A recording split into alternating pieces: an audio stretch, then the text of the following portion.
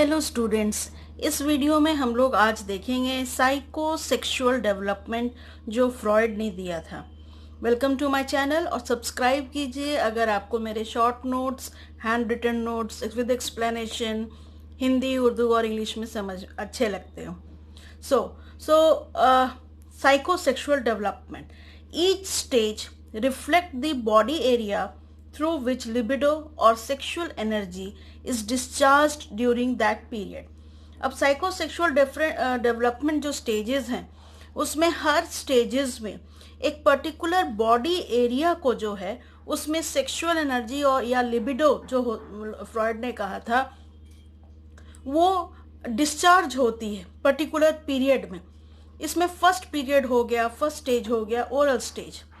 So learning to cope with significance losses, इसमें बच्चा जो है, इन्फेंट जो है, यही सीखता है और इसकी जो एज रेंज है वो 0 to 2 years ऑफ एज होती है।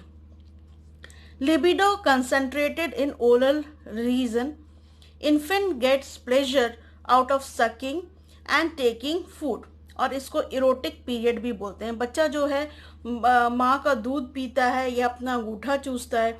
आप देखेंगे कभी कभी अपने पैरों के भी अंगूठे को वो मुंह में ले जाता है। तो ये जो है सकिंग जो है और या खाने का जो है खाने की जो आदत है उसमें बच्चा प्लेजर लेता है। बाद में जब दांत आने लगते हैं बच्चे में तो वो बाइटिंग करता है, दांत काटने लगता है, जिसको ओरल सैडिस्टी स्टेज भी कहते हैं। Child shows total dependency on care takers, इसमें बच्चा पूरी तरह माँ या जो भी केयर टेकर है उस पर डिपेंड करता है। अगर इस स्टेज में फिक्सेशन हो जाता है तो individual will be too dependent, pessimistic और आर्ग्यूमेंटेटिव भी हो सकता है।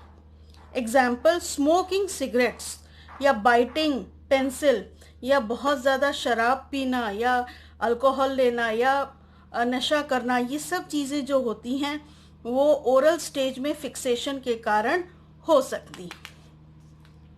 नेक्स्ट आपका आ गया anal stage. Anal stage learning when and where, ये बच्चा सीखता है। 2nd to 3rd ईयर इसका पीरियड होता है। The principal source of pleasure associated with anal stage is the reduction of tension by urinating and defecating, मतलब सुसु करने में, टॉयलेट करने में बच्चे को प्लेजर मिलता है। और टॉयलेट ट्रेनिंग यही कॉन्फ्लिक्ट का सबसे बड़ा कारण होता है। जब बोलते हैं ना कि बाथरूम में जाओ, फ्लश चलाओ, हाथ धो, पेरेंट्स बोलते हैं, तो बच्चा वो करना नहीं चाहता और वो क्या करता है कि अगर जब पॉटी आई हो तो उसको दबाने लगता है कि ओके छोड़ो, और बच्चा जो है कभी कभी अपने पैंट में भी कर देता है। तो ये कॉन्फ्लिक्ट होती है। तो पेरेंट्स कैसे ट्रेनिंग देते हैं बच्चे को, ये डिपेंड करता है कि उसकी कॉन्फ्लिक्ट, उसकी एंजाइटी रिड्यूस होती है कि नहीं।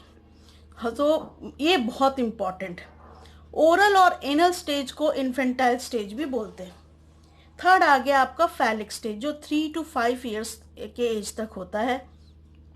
अब इसमें बच्चा जो है ऑब्जर्वेशन ऑफ सेक्स ऑर्गन बहुत जनरल बात होती है और वो मैनिपुलेट भी करते हैं, बच्चे टच करते हैं और उसमें इंटरेस्ट होता है कि भाई ये क्या चीज़, ये टेंडेंसी होती है चिल्ड्रन।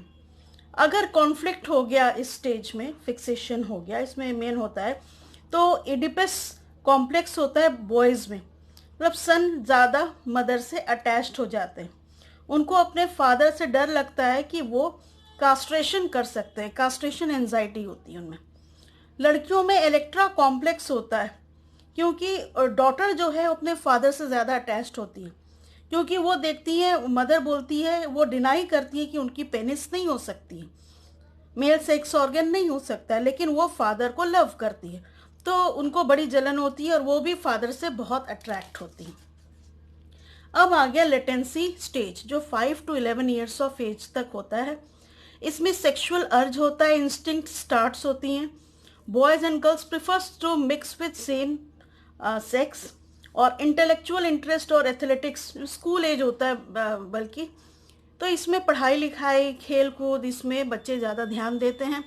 और primary importance of libido main होता है और no new erogenous zone emerges.